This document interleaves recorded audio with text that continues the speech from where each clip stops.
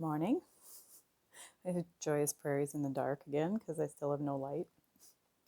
So, hi. We are, my camera is doing something goofy. It's trying to focus on, I think, the Christmas tree. Let's do this better. Okay, we are going to start our series of questions after today. I hope I make plans and then I seem to undermine my own plans. Anyway, so I wanted to talk a little bit about self-reflection. Be quiet, Minnie. I wanted to talk a little bit about self-reflection and whether or not we are capable of doing it on our own. And oh goodness. Now hopefully these dogs are going to be quiet. We'll see. If they don't, we might have to trash this whole thing. So self-reflection. So looking into yourself or trying to figure out what's going on with yourself. Is it something that you can do on your own?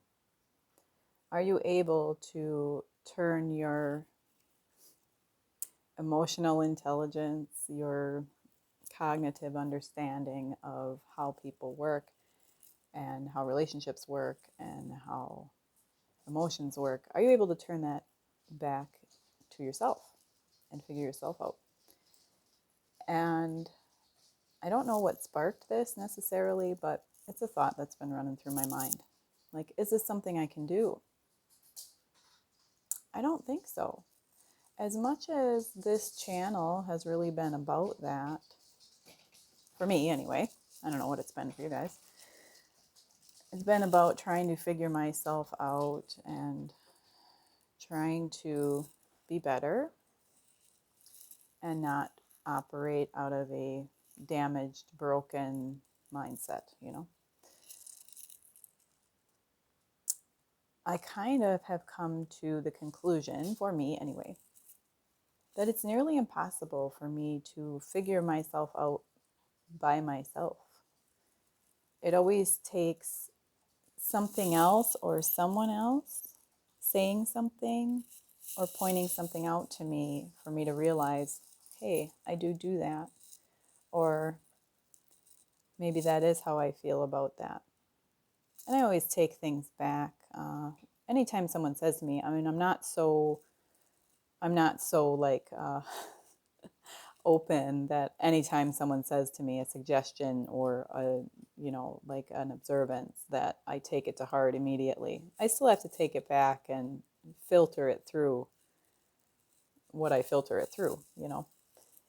But this was kind of a funny thing that this brought up in my head, is that back when I was an employee, which has been a few years now, and I started working when I was 14 years old, and I am 40 now. So I've worked for a while, and I was an employee until 2.5 years ago. Now I am my own boss. So sometimes I say my boss isn't very nice to me, but you know, Joy's the boss, so I'm my own boss now. But back when I was an employee, and this sounds really weird, but I used to really enjoy employee evaluations if they were done from the right frame of mind. I did have one manager at one of the salons, the first salon I worked at, that really just had it out for me. She didn't like me. She was jealous of me for whatever reason. And her evaluations were never good. They were always very hurtful, negative, and I left that employer because of that. But I really enjoyed employee evaluations because then I could actually see some parts of myself that maybe I was blinded to, or that, same thing, different way of saying it. See things that I couldn't see in myself, areas that I needed to improve, and areas that I did well. Because, you know, my own self-critic is extremely negative. I have difficulty seeing anything positive when I do introspection. It is always the bad, and it is usually always how I have affected other people. I don't have a lot of ability to see how other things have affected me without help from someone else. So, because I have taken the leap and allowed friendship and allowed people to love me, and when you have a friend that is a person that can see what's going on and can speak into that, it shows you some things, and it shows you that I am really not capable of evaluating myself correctly. And I don't know if it's the same for you guys, but without prompting, without a list of questions, without another person that can see into my soul, so to speak, I don't know that I can do it on my own. So, yeah, I loved employee evaluations because they made me, sometimes it, confirmed things that I knew already. And sometimes it pointed out patterns of behavior that I could not recognize in myself, even though I could very easily recognize them in someone else. And I've realized a lot of times in friendships that the things that bother me most or hurt me from other people are things that a lot of times I'm guilty of, whether I want to admit that or not. And yeah.